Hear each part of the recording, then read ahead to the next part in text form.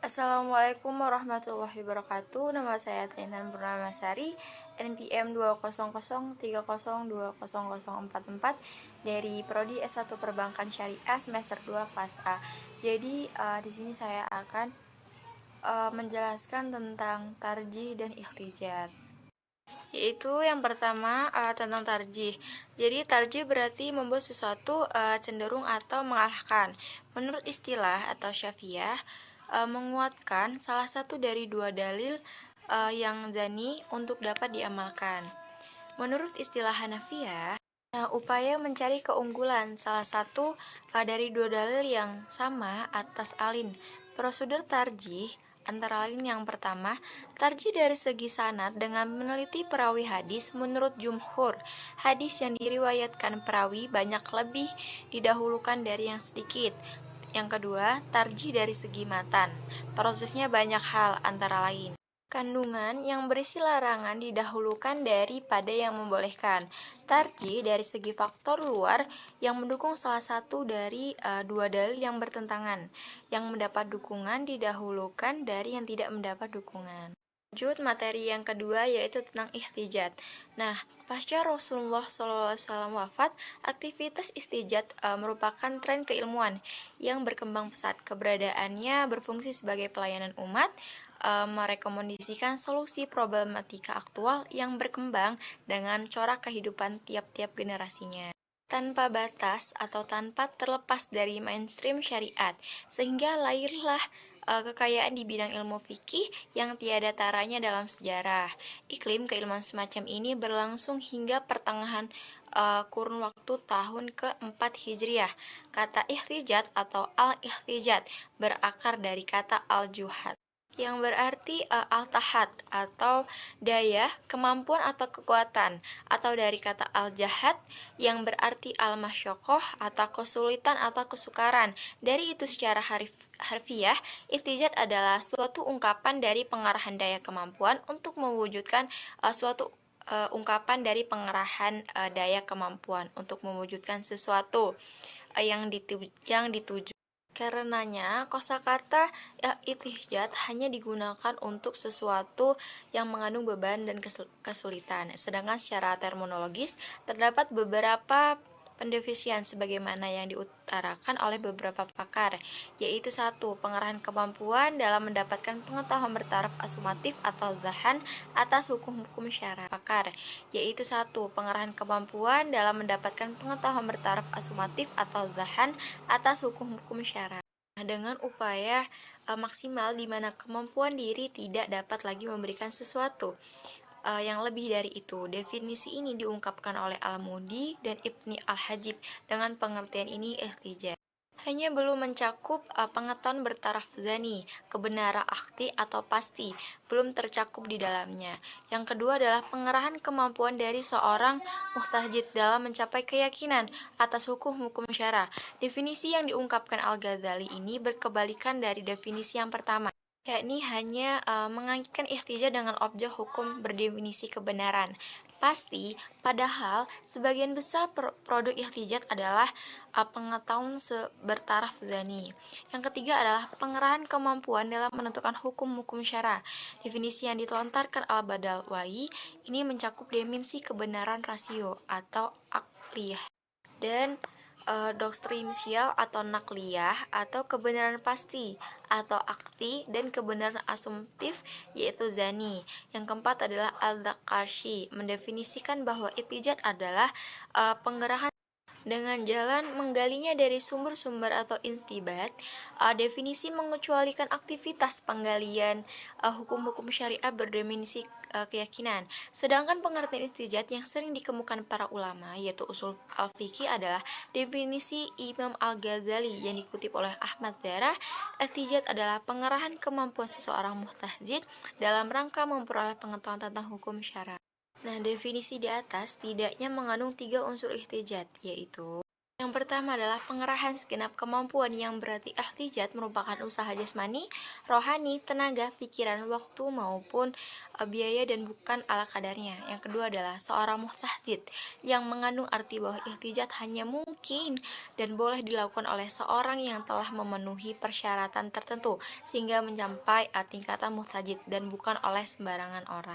Ketiga, guna memperoleh pengetahuan tentang hukum-hukum syarah, yang mengandung arti bahwa capaian ihtijat adalah ketentuan hukum yang menyangkut tingkah laku manusia dalam kaitan dengan pengalaman ajaran agama.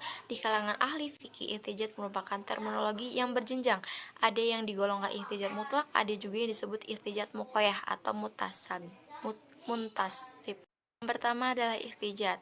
Seorang ulama dalam bidang fikih bukan saja menggali hukum-hukum baru, melainkan juga memakai metode baru hasil pemikiran orisinil.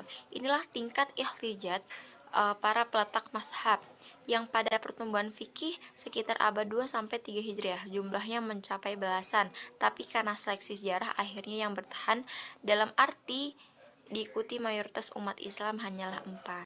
Abu Hanifah, peletak mazhab Hambali; Malik bin Anas, peletak mazhab Maliki; Muhammad bin Idris Asy-Syafi'i, peletak mazhab Syafi'i; dan Ahmad bin Hanbal, peletak mazhab Hanbal. Sedang ihtijat muqayyad atau muntasib adalah ihtijat yang terbatas pada upaya penggalian hukum atau intibat al-hakam dengan piranti atau metode yang dipinjam dari hasil pemikiran orang lain. Misalnya, dalam lingkup mazhab Syafi'i kita mengenali nama-nama seperti An-Nawawi, artinya Rafi'i atau Imam Haramain. Mereka adalah orang-orang yang telah melakukan fungsi itu dengan otoritas yang diakui mutahmad. Tetapi metode manhaj yang digunakan adalah manhaj Imam Syafi'i. Dalam hal ini, ihtijat bukan saja mencari kebenaran atau hukum-hukum yang berhubungan dengan hukum fikih yang ada, melainkan juga membahas masalah-masalah yang berkaitan dengan isu sentral dalam sejarah pemikiran politik dan termasuk juga pemikiran politik Islam. Pencarian konsep tentang negara merupakan salah satu isu sentral dalam sejarah pemikiran, melainkan juga membahas masalah-masalah yang berkaitan dengan isu sentral dalam sejarah pemikiran politik dan termasuk juga pemikiran politik Islam. Pencarian konsep tentang negara merupakan salah satu isu sentral dalam sejarah pemikiran politik, termasuk pemikiran politik Islam. Pemikiran politik Islam sesungguhnya merefleksikan upaya pencarian landasan intelektual bagi fungsi dan peran negara untuk pemerintah sebagai faktor instrumen politik, termasuk pemikiran politik Islam. Pemikiran politik Islam sesungguhnya merefleksikan upaya pencarian landasan intelektual bagi fungsi dan peran negara untuk pemerintah sebagai faktor instrumen. Dalam sejarah Islam mendapatkan banyak tokoh ahli yang berhasil merumuskan jalan pendekatan atau mujtahid yang meliputi berbagai bidang, terutama di bidang fikih. Ada banyak rumusan mengenai persyaratan mujtahid, yaitu kesepakatan ulama yang mengemukakan syarat-syarat bagi seseorang yang berhak dan layak menjadi mujtahid, yaitu yang pertama menguasai Al-Quran, kedua menguasai hadis al-sahih, yang ketiga menguasai ilmu ushul al-fikih beserta kaidah-kaidahnya, yang keempat memahami tujuan pokok syariah, yang kelima harus bertakwa kepada Allah Subhanahu wa taala, yang keenam mengetahui objek ijma, yang ketujuh memiliki cakrawala luas dalam penguasaan bahasa Arab dari sisi vokabulasi, gramatika, sastra, dan gaya bahasa. Sesuai dengan yang dibutuhkan ijtihadnya, seorang mujtahid harus memenuhi syarat antara lain: yang pertama, mengetahui ayat-ayat hukum Al-Quran sekitar 500 ayat, mengetahui hadis-hadis Nabi tentang hukum sekitar yaitu 3.000 hadis. Yang ketiga, mengetahui nasak masuk, nasak yang menghapus dan yang dihapus.